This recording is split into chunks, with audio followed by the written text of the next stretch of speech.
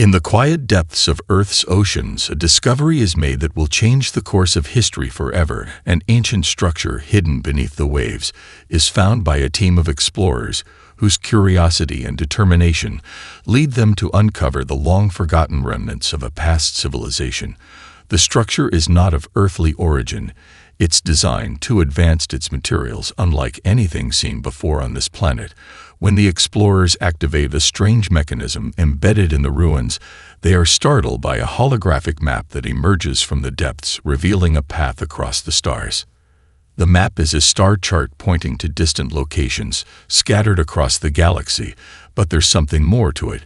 It's a message, a calling to anyone who might be able to decipher it. The implications are vast. It suggests that humanity is not alone in the universe, and that perhaps other intelligent civilizations have been watching them for far longer than they can imagine. A council of Earth's brightest scientists, engineers, and politicians is hastily formed to analyze the artifact and understand its meaning. The world watches as their leaders prepare for a monumental decision. Would they attempt to reach out to the unknown, or would they ignore this opportunity and remain isolated on their homeworld? Months of debate follow. The message becomes the subject of fierce discussions. Some argue it could be a trap. Others believe it's humanity's chance to step onto the galactic stage and join the greater cosmic community. Ultimately, the decision is made. Humanity will take the first step into the stars. A new space mission is launched with a singular goal: to follow the map and find those distant civilizations. It's the largest collaborative effort Earth has ever undertaken. A vessel is built capable of interstellar travel, utilizing the combined knowledge of every nation and the most advanced technology Earth has ever produced. The ship is christened the Pioneer, and a crew of Earth's finest explorers is selected to venture beyond their homeworld. As the Pioneer launches into the void of space, humanity stands united for the first time in its history. The moment is monumental, filled with excitement and a sense of wonder. The crew is led by Captain Elena Matthews, a woman whose passion for discovery and unyielding determination have earned her the admiration of her peers. She stands at the helm of the ship with a sense of both pride and trepidation, for she knows this journey is not just one of exploration, but one of survival. The Pioneer travels farther than humanity has ever ventured before, moving through the darkness between the stars toward the unknown regions marked on the map. They encounter strange phenomena along the way: fields of energy that distort space itself and comets whose trails shimmer with unearthly colors. But there are no signs of life, not yet. As they approach the first coordinates marked on the star chart, the crew's excitement grows. They prepare for their first encounter with a civilization beyond Earth. Their instruments scan the distant stars for signs of artificial signals. Nothing is detected at first, but then something happens. A signal, a beacon pulsing through space. It is faint at first, barely detectable, but growing stronger as they close in on its origin. The crew of the Pioneer can hardly believe their eyes. They are not alone. A faint transmission begins to play through the ship's speakers. It is a series of complex symbols and patterns, but beneath it all is the unmistakable sense of intelligence. Behind it, the message is not human, it is alien. The crew stares at one another, unsure of what comes next. But one thing is clear: humanity has taken its first step into the stars, and there is no turning back. The Pioneer hums with quiet anticipation as it nears the source of the strange signal. Its crew remains on edge, their minds racing with the possibilities. The message is no longer a theory or a myth, but a reality, the reality that they are about to encounter another form of life beyond Earth. Captain Matthews stands in the command center, her eyes fixed on the screen. As the ship draws closer to the beacon, the signal is growing stronger now and its structure more complex. With each passing second, something intelligent is trying to communicate. The atmosphere inside the Pioneer is electric. Every member of the crew is focused and anxious, yet excited to make contact with beings from beyond their world. The transmission is unlike anything Earth has ever heard. Intricate patterns of sound and light pulse in a rhythm almost musical in nature. There is no way to decode it immediately, but the crew works feverishly to analyze the message in real time. Each attempt at translation feels like a leap into the unknown.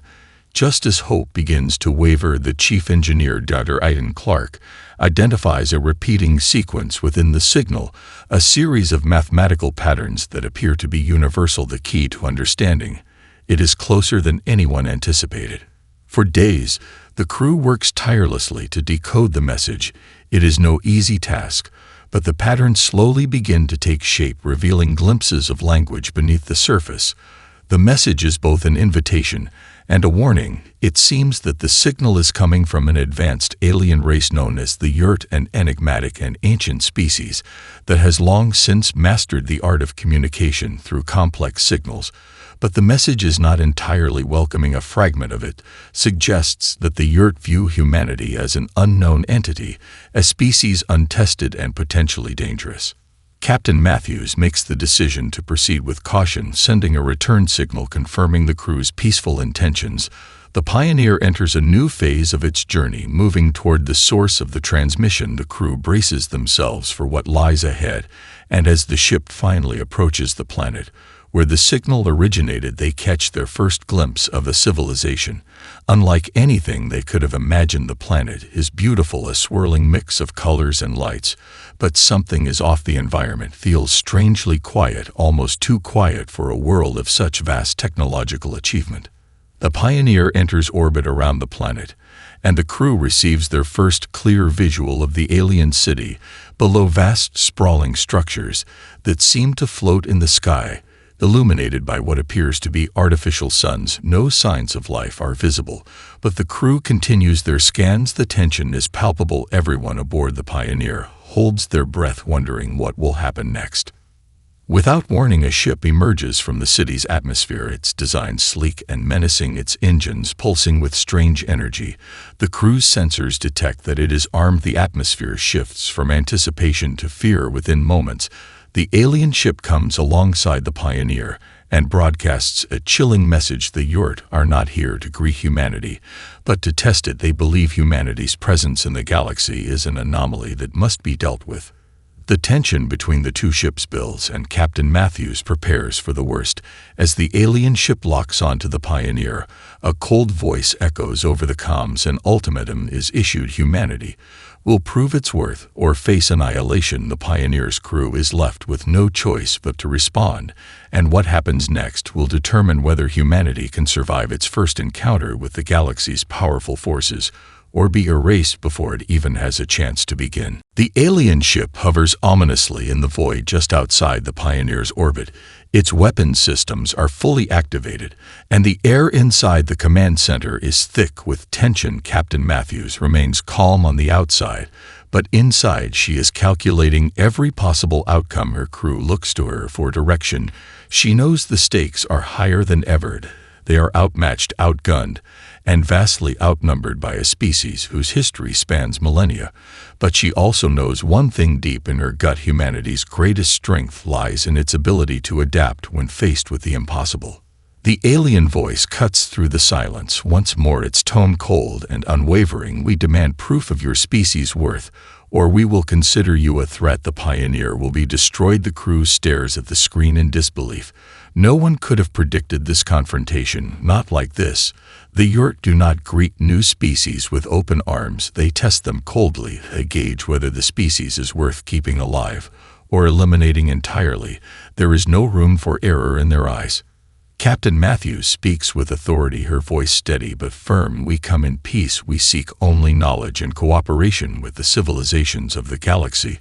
The Yurt have no response at first, only the faint hum of their ship's engines. As it drifts closer, their weapon systems still primed. Matthews knows that if she cannot turn this situation around, humanity's first contact with the galaxy's dominant power will be its last. She quickly calls a meeting with her officers. They discuss their options, knowing the risks of direct combat are too high, but also aware that they cannot afford to back down. They have to prove humanity's value in a way that the Yurt will understand. A sudden idea strikes Dr. Aidan Clark, the crew's chief engineer, an idea born from humanity's oldest tactic: deception. He suggests using the alien technology they've salvaged from the initial ruins to create an electromagnetic pulse capable of scrambling the Yurt's weapon systems long enough to allow them to escape. But the clock is ticking, and they have only moments before the alien ship makes its move. With no time to waste, Captain Matthews gives the order to enact the plan. The crew works in unison to rig the ship's systems, activating the pulse and targeting the Yurt vessel's weapons grid in a last-ditch effort to disable them. Just as the Yurt ship locks onto the Pioneer's hull, the pulse is sent out in a brilliant wave of energy. The Pioneer's systems flicker and buzz, but the alien ship's weapons flicker out with surprising ease. The crew watches in astonishment as the alien ship's weapons are disabled. Their once mighty energy cannons, now nothing more than dead weight. The Yurt ship backs off abruptly, its silence deafening. The Yurt message repeats in a more hesitant tone, "Your actions have surprised us, human. You have shown a level of ingenuity and unpredictability that we did not expect." Captain Matthews, sensing an opening, responds immediately, "We are not just a species to be measured by your standards. We have survived and thrived by thinking differently. We offer our friendship and cooperation not as weaklings, but as equals ready to contribute and learn from the galaxy's great civilizations." There is a long silence. The Yurt ship lingers in the void, its sensors still trained on the Pioneer. For a moment, it feels like humanity's fate is hanging by a thread. Then the response comes. "It is not warm, but it is not hostile either. We will observe your progress, human. But know this, you will not be given another chance to prove yourselves wrong." The alien ship slowly begins to retreat back into the depths of space, leaving the Pioneer alone for the first time in what feels like an eternity. The crew stares at the empty space where the Yurt ship once was. A sense of disbelief washes over them. They have survived their first test, and more than that, they have earned something more than their lives. They have earned the chance to prove that humanity is no mere footnote in the galaxy's grand history. The Pioneer drifts in the quiet of space, its crew still processing the events that transpired. Their survival was nothing short of a miracle, but it was also a testament to the resourcefulness and resolve that defines humanity. As the ship moves away from the Yurt's star system, a sense of relief settles over the crew. Yet Captain Matthews knows this respite will be brief. The Yurt may have retreated, but they are not done with humanity. The galaxy's power structures have taken notice, and humanity's first steps into the greater universe have just begun to attract both attention and danger. Days pass, and the Pioneer continues its journey along the path laid out by the star map. The crew works tirelessly, deciphering the alien artifacts they've uncovered and continuing their efforts to make sense of the cryptic signals. But beneath the surface of their progress, the looming shadow of the Yurt still hangs over them. Captain Matthews holds a private briefing with her senior officers. "The Yurt are watching us," she says, her voice steady but laced with the weight of her thoughts. "And we've just made ourselves a target for every other race in the galaxy who sees an opportunity to test us, or worse, eliminate us." Her first officer, Commander Finn Sullivan, speaks up. "We've proved we can outthink them, Captain. But I don't think we can count on another miracle. The Yurt have their own methods, and we're a long way from being their equals. We need to find allies. Fast." The decision is made. The Pioneer will no longer be a solitary ship. Earth's first true foray into the stars has created ripples in the galactic tides, and now it is time to build a network of allies who will stand with humanity in the face of the coming storm. The crew sets course for a neutral star system where several lesser-known species are said to meet for trade and diplomatic talks. Humanity's presence here is an experiment, a hope to forge friendships before war can engulf them. Upon arrival, however, the Pioneer finds the star system in chaos. Dozens of ships, many of them alien, hover above a planet that is in the midst of a full-scale battle. Fighters dart between the skies, exchanging fire in a frenzy of violence. The crew watches in shock, but Captain Matthews does not hesitate. She orders the ship into the fray, determined to make her presence known. The Pioneer moves with skill and precision, its weapons prepared but not yet fired. They make contact with a fleet of peaceful traders who explain that the planet has been caught in a conflict between two rival factions, one of them a coalition of smaller galactic races looking to gain their independence from the Yurt's influence. The Yurt have been pulling strings from the shadows, fueling the war for their own gain. The decision is immediate. Humanity must act. With the Yurt now aware that Earth is no longer a passive observer in the galaxy, the Pioneer's crew works quickly to form an alliance with the Resistance. Captain Matthews speaks directly to the leader of the Independent Coalition, a fierce and pragmatic alien known as Tesserith. She offers humanity's aid in the form of technology, strategy, and strength in numbers. The independent factions, though distrustful of humanity's intentions, ultimately agree, knowing they cannot stand against the might of the Yurt alone. The battle that follows is unlike anything humanity has ever fought. The Pioneer, now joined by a ragtag fleet of ships from across the galaxy, faces off against the Yurt's vast and well-equipped forces. The humans and their allies are outgunned and outnumbered, but the Yurt underestimate them again. The battle is a chaotic whirlwind of fire and debris, but humanity's unexpected tactics throw the Yurt off balance. Dr. Clark's innovative modifications to the Pioneer's weapons and shields allow them to outmaneuver the Yurt fleet, hitting them where they least expect it. The turning point comes when Commander Sullivan leads a small strike team aboard a Yurt flagship. His team infiltrates the vessel and manages to disable its command systems, throwing the Yurt forces into disarray. The independent fleets seize the moment, driving the Yurt back and securing a hard-fought victory. As the dust settles and the last Yurt ships retreat, Captain Matthews stands on the bridge, watching the wreckage of the battle fade into the distance. "This is only the beginning," she mutters under her breath. The crew knows it's true. They've made their first stand in the galaxy, and they've won. But the real war is just beginning.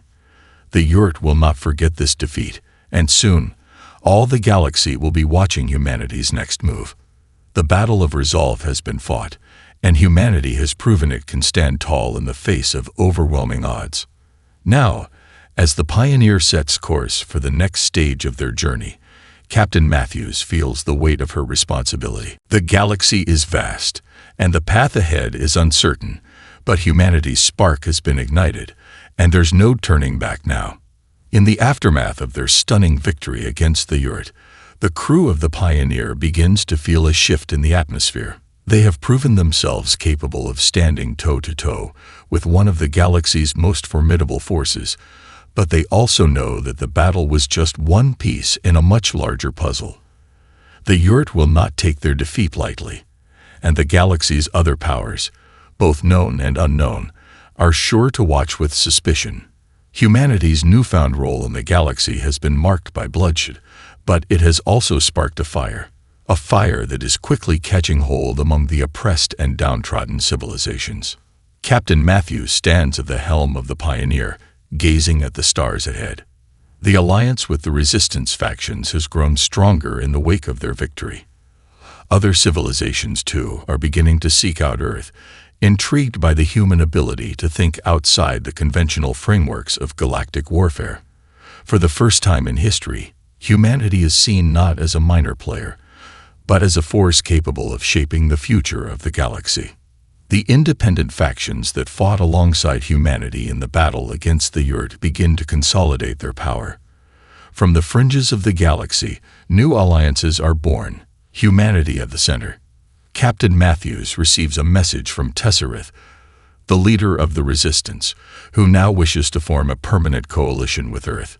She speaks of a united front, one that will stand against not only the Yurt, but any empire that seeks to impose its will on the free peoples of the galaxy. Matthews knows that if they are to secure peace, they must build something lasting and formidable. Yet, with the growing recognition of humanity's potential comes an equally potent threat. The remnants of the Yurt fleet regroup, retreating into the shadows of space, nursing their wounds. Their leaders are enraged by their loss, humiliated by the unexpected tactics of a species they had dismissed as primitive. The Yurt's new objective becomes clear: destroy the humans before they become too powerful. They may have underestimated humanity before, but they would not make the same mistake again. News of a looming counterattack reaches the Pioneer and its allies, sending shockwaves throughout the galaxy. The Yurt are massing their forces, preparing for a decisive strike aimed at crippling Earth and its growing coalition. The newly formed alliance must face its first true test, one that will determine whether their victories can endure or whether the Yurt will snuff out the human spark before it can ignite the galaxy.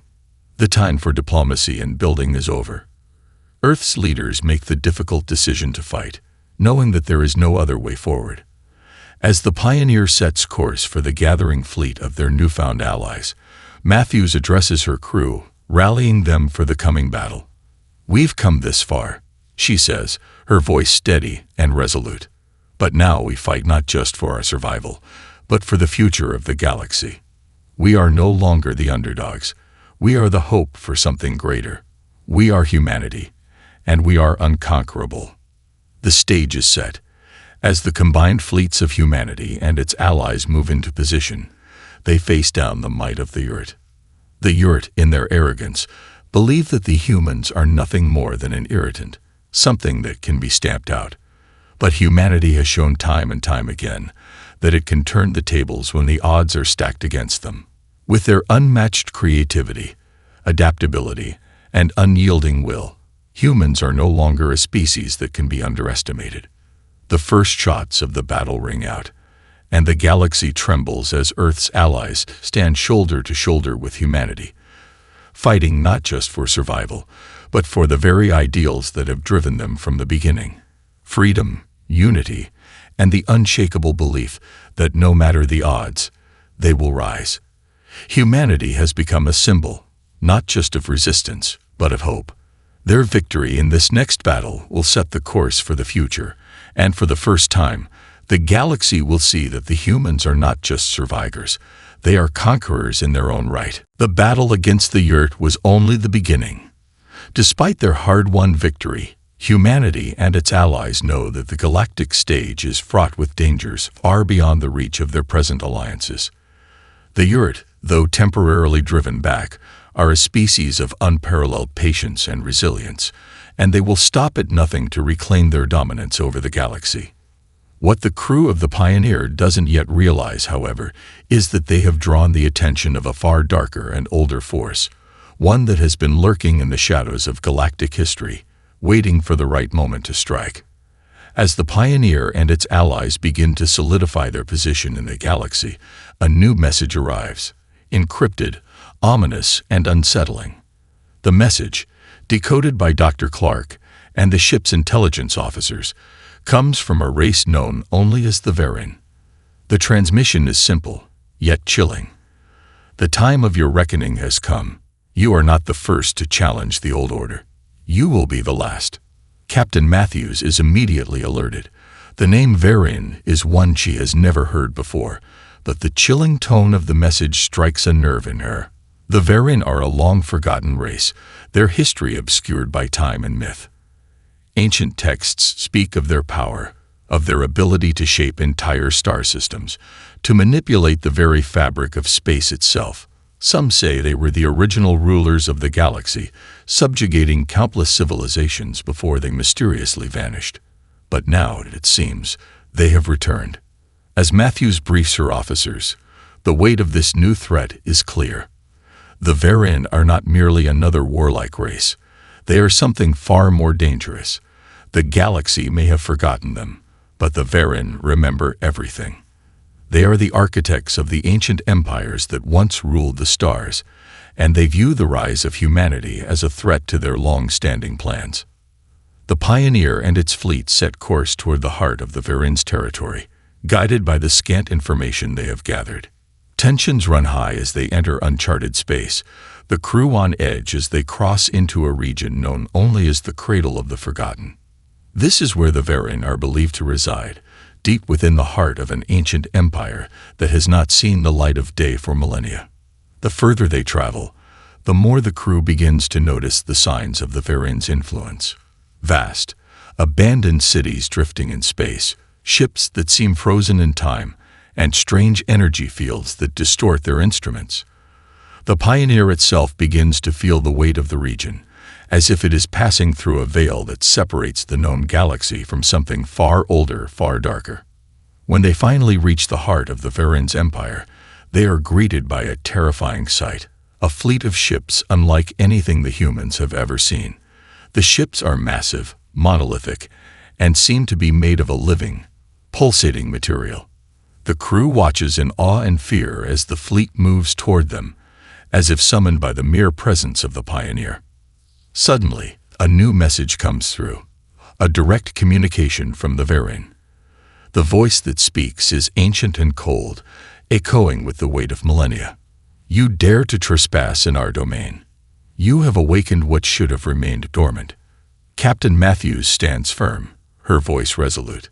We seek no war, only peace. Humanity will not bow to your will. The Varen respond with a chilling laugh, their voice laced with ancient power. You are but an echo, a fleeting moment in the grand scheme of time. And in time, you will understand that no one can challenge the old empire. As the communication ends, the crew is left in stunned silence. The Varen's message is clear. They are not simply an external threat. They are the very foundation of the galaxy's power structures, and they intend to crush humanity before it becomes a force that can disrupt their dominance. With the Varen looming on the horizon, Matthews realizes that humanity's survival now depends on more than just military might. It will require every ounce of ingenuity, every ounce of spirit, and every ounce of resolve they possess. The Pioneer is no longer just a symbol of humanity's reach beyond Earth. It is the last hope against an ancient power that could wipe them out before they even have a chance to build a future. The stakes have never been higher. The shadows of the old empire stretch across the galaxy, and humanity must find a way to fight back, or risk being lost to the annals of history. The Pioneer drifts in the void, surrounded by the eerie stillness of the Varen fleet. The ships are like ancient titans, their surface patterns shifting in ways that seem almost organic, as if the ships themselves were alive, breathing with an intelligence far beyond anything humanity has encountered. The crew of the Pioneer is on edge, their nerves fraying under the weight of what lies ahead. They have faced great challenges, but none like this.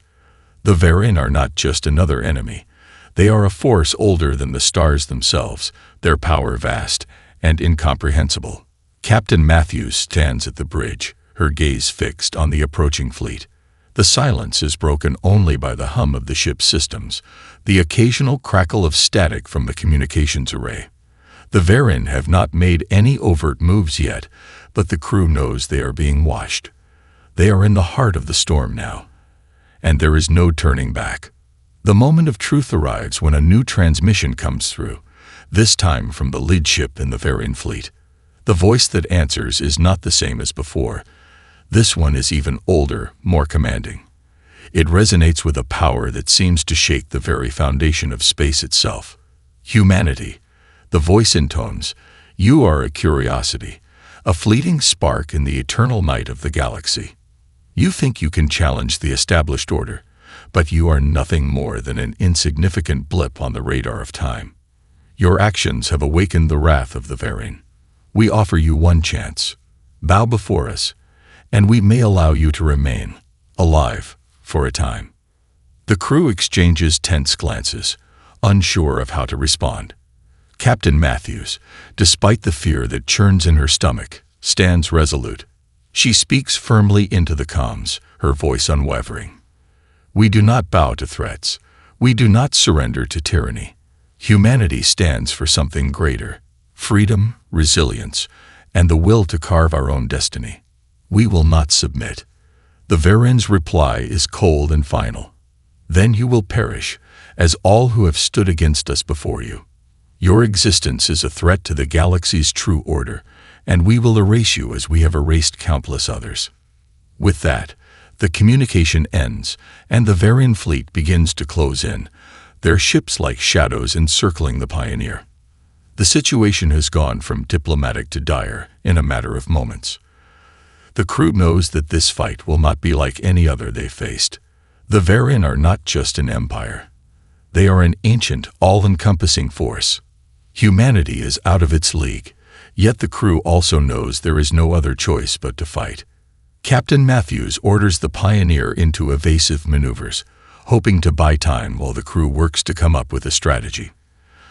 Dr. Clark, with his genius for innovation, begins to analyze the Varian ships, scanning for any potential weaknesses. His eyes widen as he detects a subtle energy signature, something that could be exploited, but it is a dangerous and untested idea. He turns to Matthews. "Captain, I think I can disable their systems. If I can trigger a disruption in their core power nodes, it might be enough to destabilize their fleet. But it's risky. If it fails, we'll be sitting ducks." Matthews doesn't hesitate. "Do it.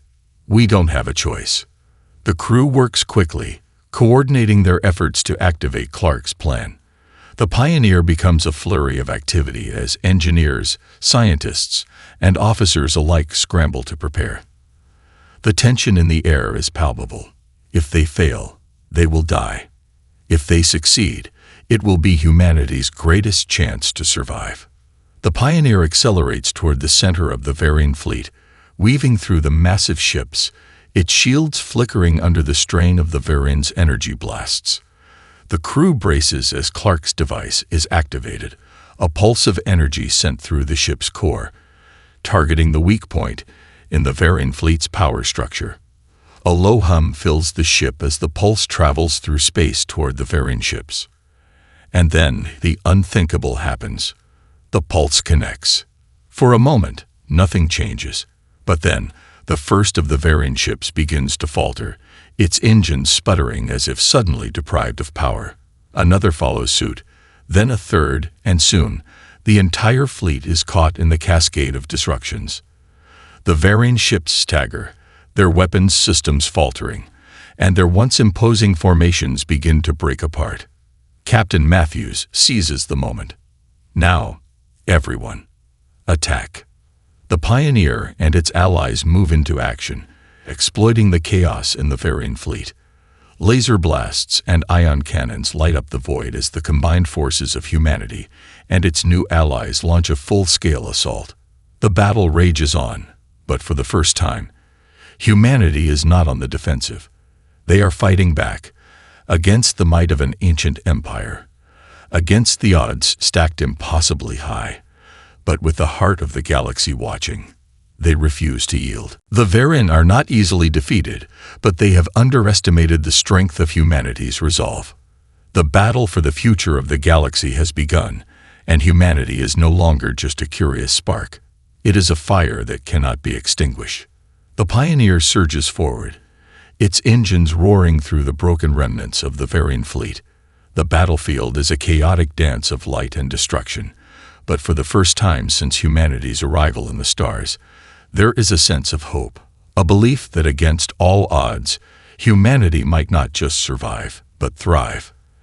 As the Varian ships continue to falter, their once impervious might crumbling under the strain of Clark's disruption, the tide of the battle shifts in humanity's favor. Captain Matthews stands on the bridge, watching the scene unfold. The Pioneer is battered, its shields flickering and hull scarred, but the crew's spirit is unbroken. Her officers move with a focused intensity, each one playing their part in securing their survival. The alliance with the galaxy's other races, once tenuous and filled with doubt, has now become a powerful force, a force that is proving to the galaxy that humanity is not something to be trifled with. Dr. Clark's device continues to ripple through the Varian fleet, a cascade effect that is spreading faster than anyone anticipated. The ship's power systems overload, their once mighty weapons now useless, and their shields flicker out. One by one, the Varian vessels are either disabled or forced to retreat. Humanity's victory feels within reach, but Captain Matthews knows that they are not out of danger yet. Tesserith, the leader of the Resistance Coalition, sends a message through the comms. "We have them on the ropes, but this victory will not be complete until we secure the heart of their empire. If we can disable their central command, their war machine will collapse."